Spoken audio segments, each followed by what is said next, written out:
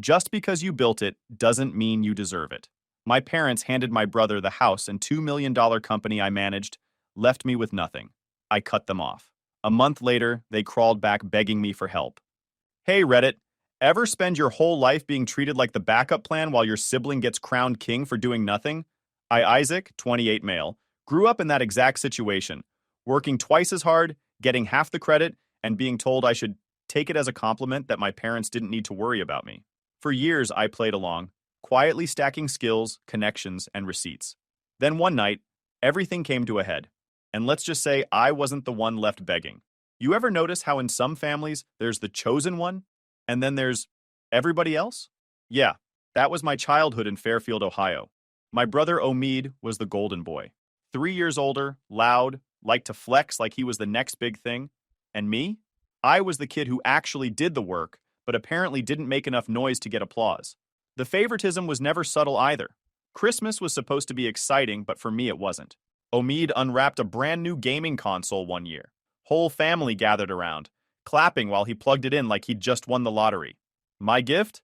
A stack of educational books. We thought you'd like these, you're the smart one. Translation. Omid gets fun. I get homework disguised as a present. I didn't cry about it though. I just thought, okay, they've made their choice. He's the entertainer. I'm the workhorse. Fine. Let's see where that gets us. See, I learned early that feelings don't get you anywhere in my family. So instead of sulking, I started treating it like a chessboard. They wanted Omid to be the king? Fine. I'd be the guy moving all the pieces behind the scenes.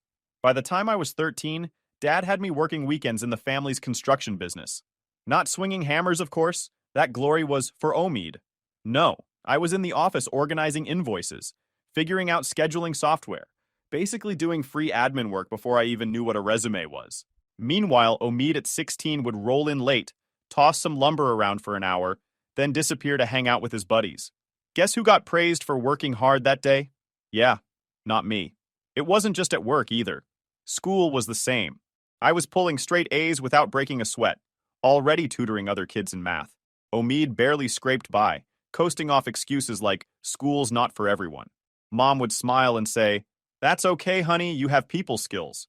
I wanted to laugh every time I heard that. Omid's people skills were just him knowing how to talk loud and act confident while saying absolutely nothing.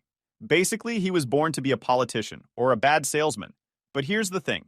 I didn't take it personally. I played the long game. Every time they handed him something shiny, I treated it like another data point. Another reminder that I couldn't expect fairness, so I'd have to outthink them. If Omid was going to spend his afternoons lifting weights at the gym and flexing in the mirror, fine. I'd be learning how contracts worked, how supply chains functioned, how to actually run a business. Funny side note, Omid once tried to mentor me. I was 12, he was 15. He swaggered into my room one day, dropped onto my bed like he owned it, and said, listen, little bro, if you want to be successful, you gotta be confident. Like me. Girls don't care about grades, they care about vibes. Then, he winked and walked out like he'd just given me the secrets of life. I remember looking down at the homework I was doing and thinking, this dude's gonna peak in high school, and I'll be running the show when he's still bragging about varsity football practice. The thing about Omid is, he wasn't dumb. He was sneaky dumb. The kind of guy who thought cutting corners was genius. One time, Dad gave him responsibility for loading tools into the truck for a big job. Omid tossed half the stuff in without checking the list, then went off to flirt with some girl down the street. Next morning at the site, half the equipment was missing. Instead of chewing him out, Dad actually said, at least you showed initiative. Meanwhile, I was the one called in to drive 2 hours back to the warehouse to fix it. Initiative my ass. Mom was no better. She had this delusional way of spinning Omid's screw-ups into life lessons. If Omid forgot to do something, she'd say, he's just creative. He doesn't like rules. If I ever slipped up, Isaac, I expect better from you. You know how to be responsible. They thought that was a compliment.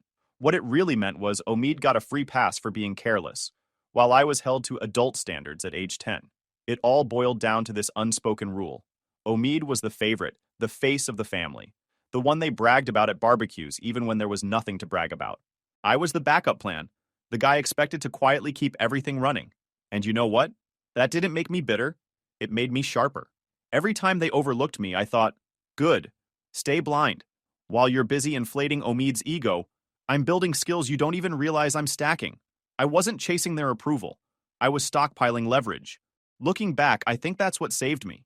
If I had been desperate for their praise, I would have burned out trying to compete with Omid in their rigged game. Instead, I stepped out of the game altogether. I didn't need to be king of their tiny little castle. I'd build my own kingdom brick by brick. By the end of middle school, I had already memorized half of Dad's business playbook. Contracts, scheduling, client management, I was absorbing it all. Omid was busy posting gym selfies and acting like Fairfield's hottest catch. The contrast couldn't have been clearer. So, yeah, I grew up in Omid's shadow. But shadows don't scare me. They hide the guy who's quietly planning. While Omid was busy playing Golden Boy, I was learning how to make myself indispensable. And one day, I knew I'd cash all those lessons in. That thought became real the moment I opened the envelope my senior year of high school. A full scholarship to Stanford's engineering program. Not community college, not a local state school. Stanford. A ticket out of Ohio and straight into the big leagues. That night at dinner, I told them. I dropped it casually. I got into Stanford. Full ride. Silence. You'd think I just told them I planned on joining the circus. Finally, Dad cleared his throat. Son, that's impressive. But you know the business needs you here. We're expanding. With your head for numbers and organization, we can't afford to lose you. Mom chimed in right after, nodding like some backup singer. And Stanford so far? California? You'll be across the country. What about family? What about helping your father? Meanwhile, Omid was hiding a grin behind his glass of milk, like he'd just won something. The guy who nearly failed algebra looked relieved that I might actually sabotage myself. Inside, I was boiling. Outside, I kept a poker face. I wanted to fire back. I wanted to ask why Omid's one-semester dropout from community college was understandable. But me getting a full ride to one of the top schools in the country was suddenly a family problem. But I didn't. I knew if I fought too hard, they'd dig their heels in. So I played it differently. I let them talk. I let Dad hit me with his sacrifice for the family speech, Mom with her guilt trip tone about staying close, and Omid with his fake supportive nods. Then I nodded like I was actually considering it. That night I lay awake, staring at the ceiling. The old me who still hoped for recognition might have folded under that pressure. But me who'd been playing the long game? I saw it for what it was, a trap. So I spun it. A week later, I told them I'd turned down Stanford and accepted a scholarship at the Miami University. It was still solid, still respected, but local enough to keep working at the company. Dad clapped me on the back like I'd just saved the family. That's the right choice, son. Omid may not have the head for school, but you've got the business sense. The company needs that. Inside, I was grinning. Not because I wanted their approval, but because they just handed me exactly what I wanted.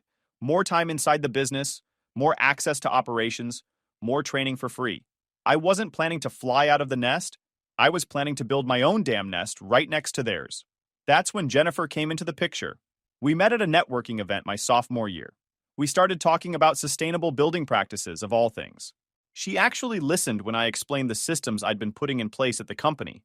When I told her I was basically running half the operations while my brother was off chasing girls and investments, she raised an eyebrow. Do you notice how they treat you? She asked later, after meeting my family at a barbecue. Your dad spent the whole time bragging about how Omid charmed some client. Meanwhile, you're the one who actually landed the contract. Doesn't that bother you? Old me might have said yes. Instead, I shrugged. They can hype him up all they want. I'm the one stacking the wins. Jennifer smirked. Good. Because you're either going to run that company or you're going to run one bigger. That stuck with me. That's when the secret plan fully clicked into place. On the surface, I was loyal. I played the part of the responsible son, the one who sacrificed Stanford for the family. But under the table, I was laying foundation stones for something else. I started using Miami University not just as school, but as my networking hub. Professors with industry contacts, guest speakers who ran their own firms, internships outside the family company, under the radar. I shook hands, collected business cards, and built a quiet list of allies who respected me, not my last name. Meanwhile, back at the family business, I kept modernizing. I was basically turning it into a machine that even Omid couldn't screw up completely, at least not yet. Secretly, I told myself every night, fine, I'll build their company, but I'll build mine too. When the time comes, they'll realize they weren't holding me back. They were just training me for my own takeover. By the time most college kids were struggling through finals and figuring out what to do with their lives, I already had two things Omid never would: leverage and patience. The crown they refused to give me? I wasn't waiting for it anymore. I was forging my own. By sophomore year at university, I was running half the company without a title. I'd built an inventory system that tracked every nail, every beam, every delivery. The crews loved it because jobs stopped getting delayed. Suppliers liked it because invoices were accurate. Dad pretended not to notice, but clients did. Every time they called the office, they asked for me, not Omid. The big break came with the municipal courthouse project. It was the kind of contract that put a local firm on the map. I'd spent weeks preparing the bid, double-checking numbers, building a lean timeline. At the presentation, Omid strolled in late, shaking hands like a politician. When it came time to present, he tried to grab the spotlight. "We're confident we can handle this project. I've been working closely with the team," I cut in. "Actually, here's the breakdown of the projected costs and deadlines. If you'll look at page 12, you'll see how we saved the city almost 18% compared to the nearest competitor." The city officials leaned forward, impressed. Omid's jaw clenched. At the end of the meeting, the lead commissioner shook my hand and said, "Isaac, we'll be looking forward to working with you." Not Omid. Me. 2 weeks later, we had the contract. Omid didn't celebrate. He sulked. It didn't take long for him to screw something up. On a mid-sized commercial renovation, he decided to take initiative and ordered steel beams without checking specs. Wrong gauge, wrong length, wrong everything. By the time the mistake hit the site, crews had lost 2 days and the client was furious. Dad called me in like it was my mess. "Fix this." So I did. I renegotiated with the supplier, swapped the beams, and rescheduled crews to make up the time. Cost the company almost nothing in the end. The client even thanked me for being so professional. At the follow-up meeting, the client said, "Isaac, glad you were running things. Otherwise, I'd have pulled the contract." He said it right in front of Omid. I didn't gloat. I didn't need to. Watching Omid's face go red was enough. But Omid wasn't just careless. He was sneaky. A few months later, I noticed something off in a bid sheet I'd prepared for a warehouse project. The numbers didn't add up. Someone had inflated costs by almost 30%, making it look like I didn't know how to budget. Took me 10 minutes to trace the changes back to Omid's login. I didn't confront him. Instead, I made a copy, saved the logs, and started a folder. Emails, reports, timestamps. Every time Omid tampered with something, I documented it. Receipts were better than rage. Omid thought he'd gotten away with it. A week later, he swaggered into the office, patting me on the back. "Tough break on that bid, bro. Don't worry, you'll get the next one." I smiled. "Sure, Omid. Thanks for the pep talk." He had no idea I was stacking ammo. The courthouse job pushed our revenue up big time. Crews were busy, suppliers respected us, and I'd even started pushing green practices, recycling waste, using energy-efficient materials that drew in new high-end clients. Everyone in the industry was starting to see us differently. Everyone except Dad. At the annual regional contractors banquet, we were sitting at a round table with half the industry watching. One of the commissioners stood up and toasted me. "To Isaac, the guy who saved the courthouse project from collapsing before it even started. Outstanding work." Applause. People clapped, raised their glasses, looked at me like I was the name on the company sign. And then Dad opened his mouth. "Yes, Isaac's good with numbers, but Omid's charisma is the real reason clients trust us." The room went quiet. A few people exchanged looks. Omid leaned back with that smug grin, soaking it in. I didn't argue. I just nodded, lifted my glass, and thought, "Sure, keep believing that. I've got the numbers, the contracts, and the receipts. You've got his smile. Let's see which pays the bills." By the end of that year, the company's revenue had doubled. Everyone on the inside knew who was running things. Omid kept showing up late, making big promises he couldn't deliver, sneaking around like a wannabe hustler. I kept cleaning up, winning deals, and documenting everything he touched. He thought he was the golden boy. I knew he was a liability waiting to implode. And I was patient, because when the bomb went off, I wanted every piece of evidence in my hands. And by the time Dad called us all over for a family dinner to discuss the company's future, my folder was thicker than Omid's biceps. Jennifer and I pulled into my parents' driveway that night, and I already knew this wasn't going to be some kumbaya family gathering. Dad had sounded too formal on the phone. "I want everyone present. It's time to talk about leadership moving forward." Leadership. Translation. Someone was about to get screwed, and it wasn't going to be Omid. Inside, the table was already set with all of Omid's favorite foods. Ribeye, garlic mashed potatoes, Mom's famous chocolate pie. I had to laugh. I could have brought home a Nobel Prize, and she'd still ask if Omid wanted extra gravy first. Omid strolled in 20 minutes late, wearing a jacket he definitely couldn't afford on his own, grinning like a guy who'd already been handed the prize. No apology, no explanation, just a smug "sup, fam" as he dropped into his seat. We ate in small talk, projects, community gossip, Omid retelling Jim stories like they mattered. Then Dad cleared his throat and leaned back like a judge about to deliver a verdict. As you know, I've been thinking about stepping back from day-to-day operations, he said. The company's grown, and it's time to secure our legacy. I sat straighter. Years of grinding, sacrificing, and carrying Omid's dead weight. This was the moment they'd either recognize it or prove, once and for all, they never would. Dad smiled proudly at Omid, which is why Omid will be taking over as president and majority shareholder. Silence. The words rang in my ears. He wasn't finished. Your mother and I have also decided he'll inherit this house and the majority of our assets. Isaac, you'll receive 10% of the company, as a minority partner, under Omid's direction. Omid leaned back, smug grin stretching ear to ear. Mom beamed like he'd just cured cancer. Jennifer's hand tightened on mine under the table. I forced the words out. Working under Omid? Dad gave me this pitying look, the kind that says, you should be grateful for scraps. You've always been capable, Isaac. Omid needs the security more than you do. He deserves it. There it was. Deserves it. The two words they'd been feeding me my entire life. I laughed. Actually laughed. The table went quiet. Congrats, Omid, I said finally. You just inherited a time bomb. Omid blinked. What the hell does that mean? I stood, scraping the chair back. It means I quit. Dad slammed his hand on the table. Don't be ridiculous. You can't just walk away. Mom's voice went syrupy, like I was a child throwing a tantrum. Isaac, please, don't make this dramatic. Family comes first. Omid smirked. See, Dad? This is why you made the right choice. He's too emotional. I leaned over the table, looking Omid dead in the eye. No. What's emotional is pretending you're qualified for something you didn't earn. What's emotional is Dad throwing the keys to the kingdom at the guy who couldn't even handle ordering steel beams without screwing it up.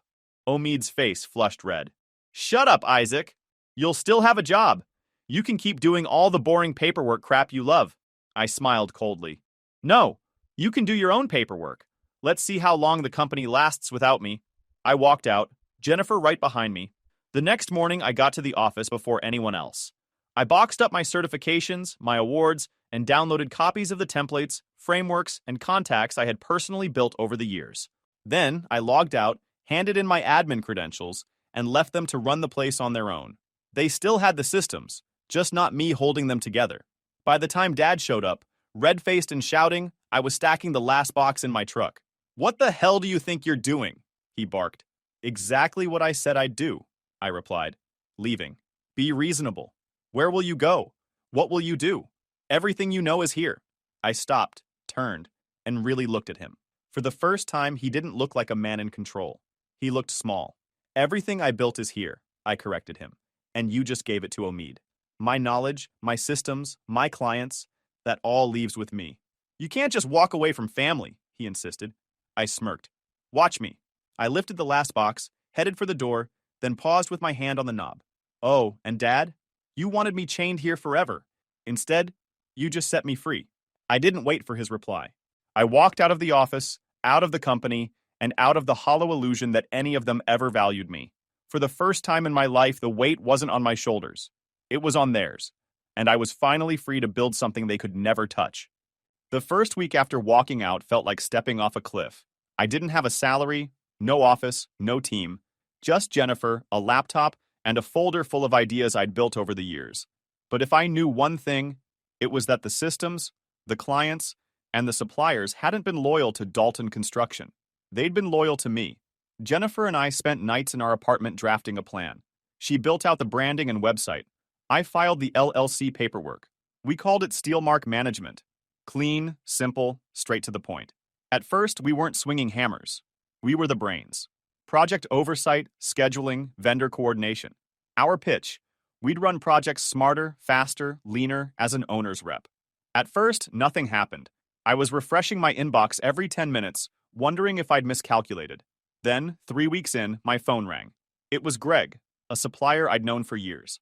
Isaac, he said, I'm done with your brother. He tried to stretch our payment terms to 90 days and demanded discounts on top. We only worked with him because of you. You got your own shop now? I grinned. Yeah, Greg. Steelmark Management. Good. I've got 3 clients who need project oversight. You free to meet? That meeting lit the fuse. Within a month, I'd signed 2 contracts. By the end of the quarter, word was spreading. Omid was running the old firm into the ground, and I was the guy to call if you wanted things done right. The first major showdown came with the university expansion project. Huge money, big visibility, the kind of deal every regional contractor drooled over. Steelmark wasn't bidding as the builder yet. We were up for the construction manager at risk role, basically the watchdog making sure contractors hit deadlines and budgets. Dalton was trying to land it as the GC. The bid presentation was scheduled in a downtown boardroom. I walked in with Jennifer at my side and a binder of detailed timelines, cost projections, and efficiency models. 10 minutes later, Omid swaggered in wearing a suit that looked 2 sizes too tight, flashing a grin like he already owned the place. When it was his turn, he rambled about vision and legacy, tossing buzzwords around like confetti. Then it was my turn. I laid out the numbers, the systems, the proof. Half the room leaned forward, nodding, taking notes. When the committee announced later that week Steelmark had won the contract, Omid lost it. He stormed out of the room while I shook hands with the board. For me, it wasn't just a win. It was a public execution. Omid wasn't done, though. A month later, I got served with papers. He was suing me for stealing clients and intellectual property. I showed up in court with my receipts. The judge went through everything. Emails proving clients reached out to me directly, documents showing I'd never been paid as an executive, contracts that were my original work. Omid looked like an amateur trying to punch above his weight. At one point, the judge even said, "Mr. Dalton, this case looks less like theft and more like sour grapes." The gallery chuckled. Omid turned red. Case dismissed. When it was over, Jennifer and I walked out cool as ice. Partners asked for a comment. I gave them one line. Funny how clients know who really does the work. That quote ended up in the local business section. And just when I thought things couldn't tilt further in my favor, the inheritance twist landed. I got a call from an attorney's office representing my late grandfather, my dad's dad. He'd passed years earlier, before the company really grew, but apparently he'd left behind a set of conditional trusts. One of them was in my name. The lawyer explained it. Your grandfather admired your work ethic. He set aside land and capital, but it could only be released to you if you were running your own business, independent of your father's. I sat there stunned. All those years I thought nobody in the family saw me. Turns out the one man who mattered had.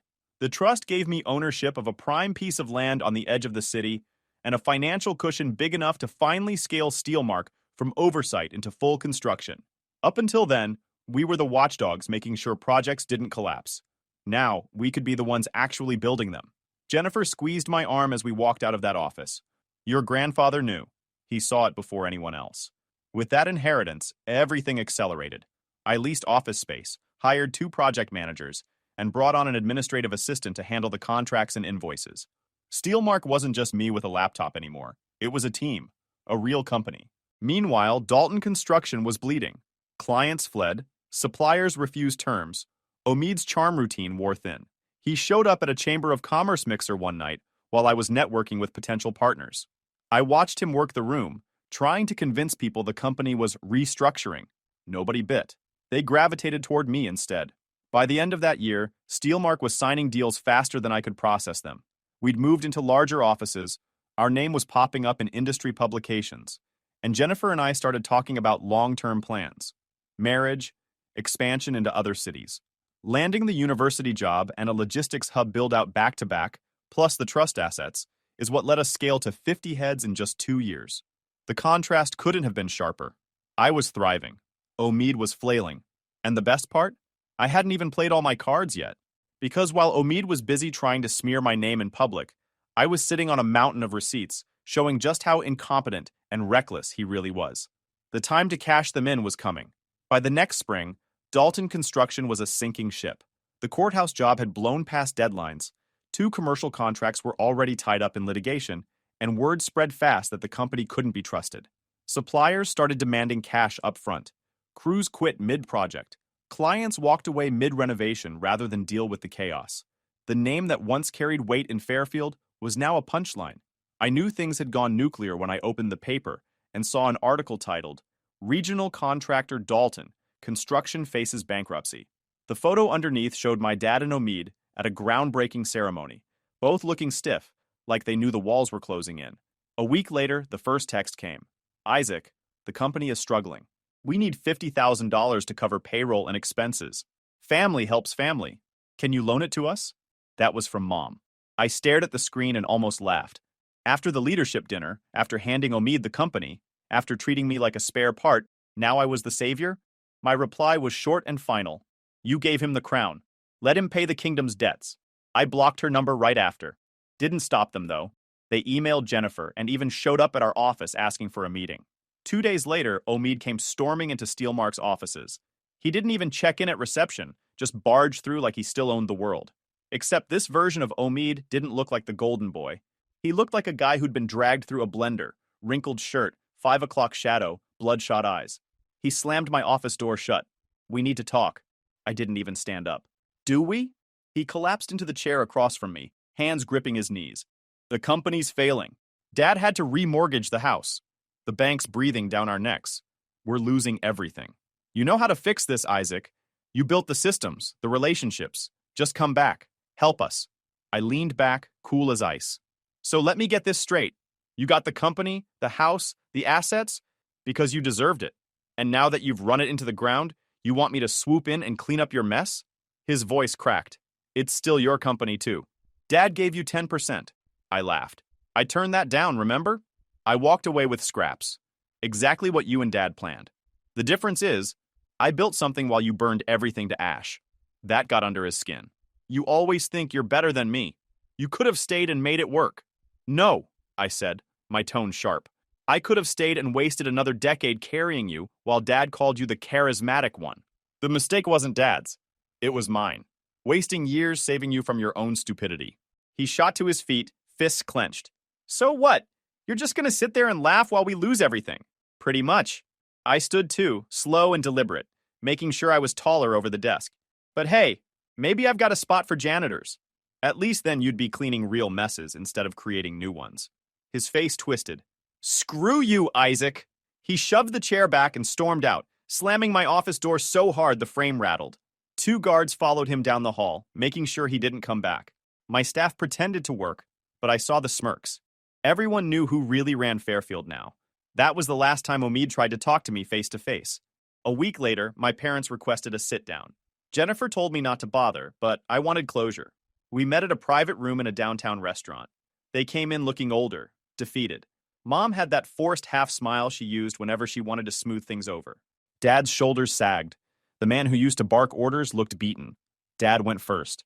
Isaac, we made mistakes. The business is in serious trouble. We need you back. Just for a while.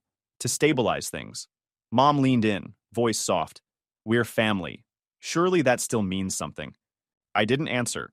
Instead, I pulled out a folder and slid it across the table. Dad opened it, and his face drained. Inside were copies of everything.